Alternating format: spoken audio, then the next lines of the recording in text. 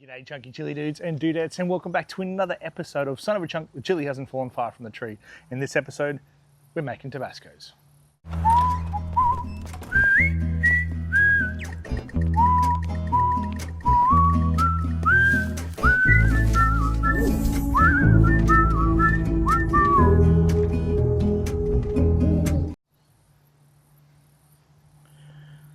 Well, chunky chili dudes and dudettes, welcome back to another episode, and today we are going to be fermenting our Tabascos. Now, this one is going to be a very questionable, will it work? The reason why I ask that is because obviously there looks like a lot of Tabasco chilies here, but is there enough to fill up a fermented jar? We've got so much to do to find out if this is going to work for us, and if we can get it to work, awesome. If not, we might be having to ferment some other chilies inside it, which is not going to be a problem, but we are going to have a different flavored Tabasco sauce with a little bit more of a kick. So we'll see how we go from there, but if not, looks like we might be adding some firecrackers into our Tabasco sauce. But let's try and see if we can get through first today with how many Tabascos we do have, see if we can ferment just off those. All right, as the man says himself, I'm a chunky chili dude, I'm on with the heat. On with the heat, let's get cracking.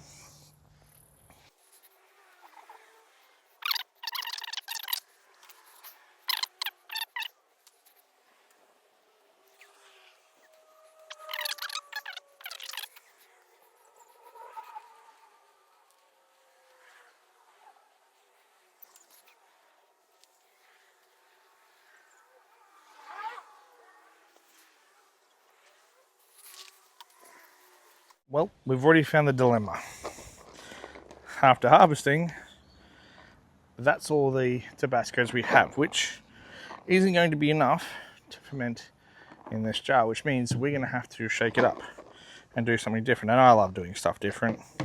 So we're going to be doing a different style of Tabasco sauce, where we're going to add something else in there. Something else. Just to, you know, increase the heat a little bit, but still be a Tabasco sauce. Once we get more Tabascos where they're just one whole tree makes a whole bottle by the looks of it, then we'll go from there. But we're going to add these with some yellow lantern butcher lokias. So I'm going to go grab some of those and I'll be right back.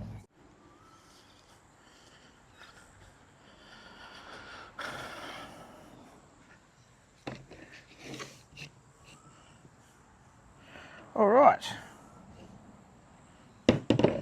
cutting board, chilies, and a garlic clove, because we're going to be fermenting the garlic inside this chili sauce as well. I want full punched flavored Tabasco sauce. I'm going to go rinse these off. We're going to come straight back. Chilies are rinsed. We've already got the salt brine ready to go, and we've got the jar clean, sterilized, and ready to go. So there's only one more thing to do. Let's start getting prepping. Now, normally I would say make sure you wear gloves for the super hots. Luckily for us, these aren't too super hot, so I can get away with just the way they are.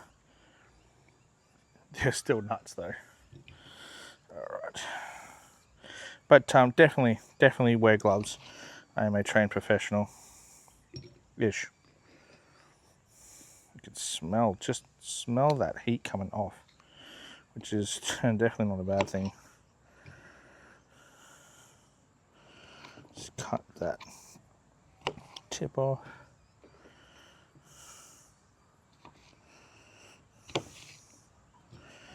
In they go.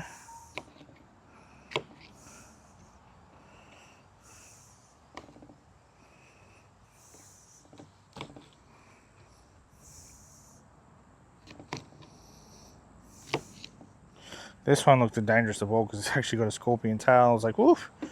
This one's going to be nuts, but no, it's all right. Mrs. Son of a Chunk tried these a couple of weeks ago. She reckoned they weren't too hot. I think she was putting on a brave face. That's okay.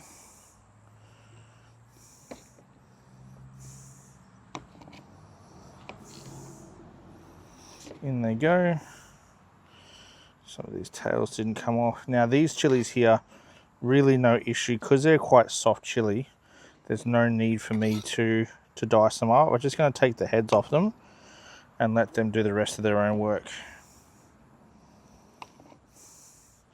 Some of the chilies that I did get off without the Without that, they will just... So all I have to do is literally just slice it down the middle, just make an incision to get them. See, that's how soft they are. These Tabascos, I can literally just break it apart. I don't want to, but that's how easy it is. I can just roll them around and open them up.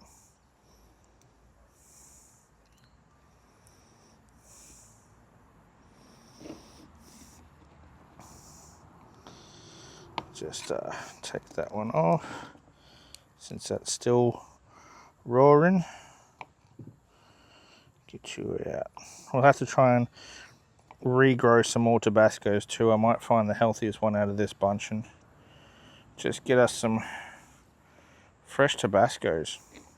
So we've got something to grow in the off season, because we've got quite a while before the next harvest is available.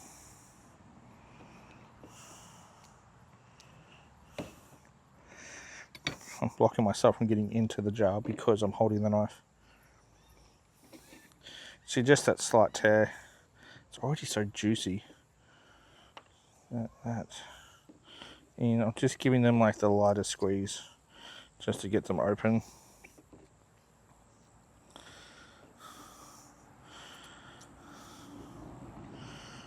Good thing is I haven't bitten nails in such a long time, so my cuticles and stuff aren't stinging, which is a nice feeling to have, because gone are the days where my fingernails would have been the worst case to me and I would have been stinging and writhing in pain from chili juice. But we're not, because we're finally learning to get over some of the bad habits, like old smoke and egg.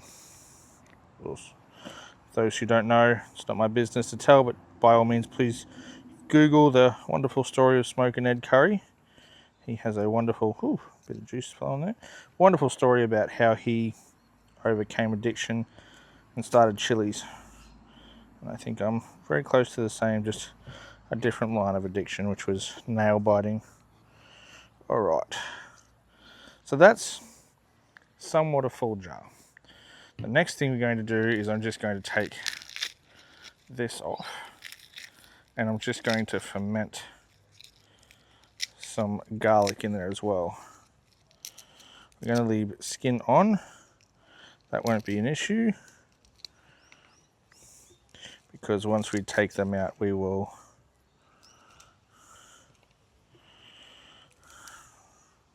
actually, what I should do, because of the skin, there is a trick you can do, thanks to the chunky chili dude. Microwave your garlic for 30 seconds and the skin falls off. I think what I should do is at least cut these in half just to expose them out. I'll get the knife and grab the rest of these. Well, I'm glad nothing else was left in that. Oh, these chilies are already coated in chili oil. And the last one just there.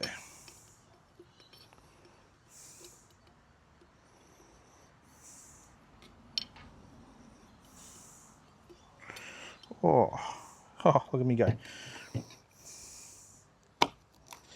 There we go, just open that up.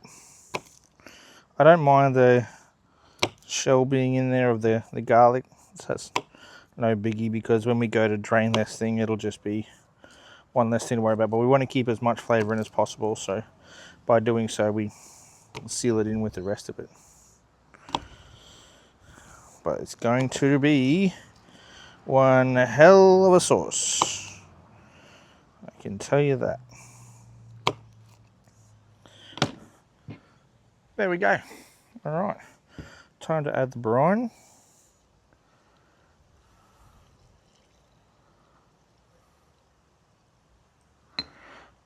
Perfect amount. I'm going to go weight it down. We'll come back, we'll talk about it, and we'll get out of the way.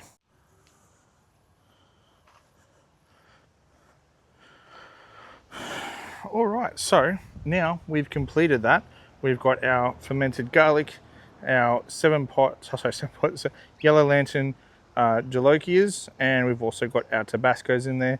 It's going to make one hell of a hot sauce. I can't wait to get that one done. So we're going to let that one ferment for over 30 days now. I'm going to try and see if I can pack it in again with some extras over the next few days as the jalokias start to ripen, and add some more to the ferment. The only reason being is that this shouldn't be happening where they're all sitting at the top. The weight shouldn't have definitely slipped through. So pack it in a bit more, but once that's all done, we should be good to go. But for now, that's me signing off. Look forward to seeing you in the next video. Thank you so much for joining us on this exciting tour, and I can't wait to see where this sauce takes us. Thank you very much. We'll see you in the next video. Catch you.